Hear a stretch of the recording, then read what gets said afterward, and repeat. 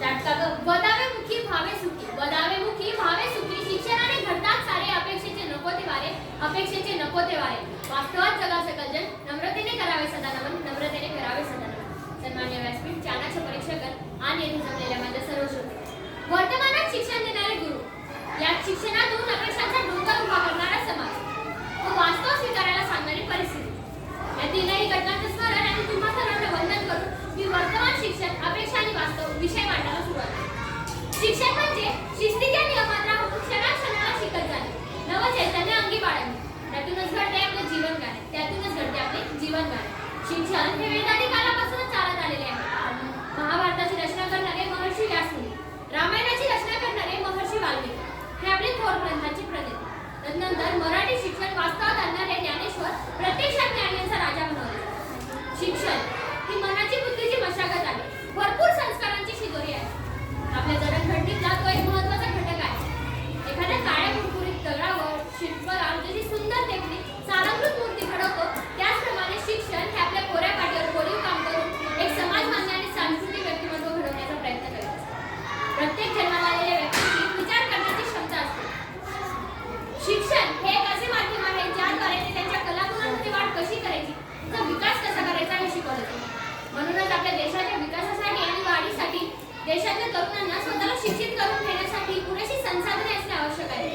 देशातील तरुण योग्य शिक्षणासह देशात विचार आणि अभ्यासाची नाविन्यपूर्ण लाभ घेण्यासाठी. शिक्षण हे वाघिणीचे दूध आहे आणि जो ते पेईल तो गुरगुरल्याशिवाय राहणार नाही.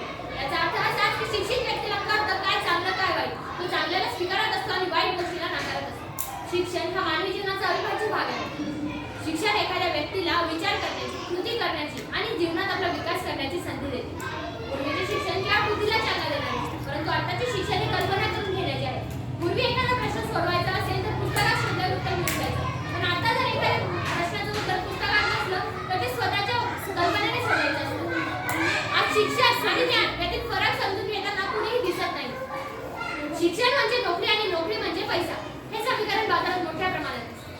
कारण आजही पालक आपल्या विद्यार्थ्याला ज्ञान किती हे न तपासता त्याला टक्के किती मिळाले या प्रश्नावर अधिक भर देतात. टक्केवारीनुसार त्याला क्षेत्र निवडायला सांगतात.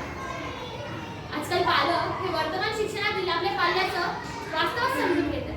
बऱ्याच पालकांच्या अपेक्षा असतात, माझ्या मुलाने डॉक्टर व्हावं, माझ्या मुलाने इंजिनियर व्हावं.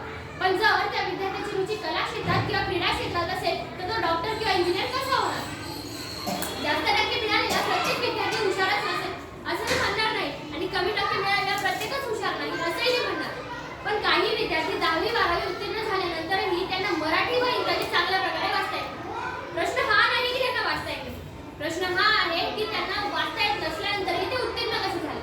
त्याच प्रश्नाचं उत्तर जर शिक्षण करण्याकडे बोट दाखवलं की ती किती वाईट अवस्थेकडे चालली. सुशिक्षित बेरोजगारीच्या नावाने राज्यकर्ते लोकांवर ठपका ठेवत जातात, मग ते कोणतेही सरकार असो.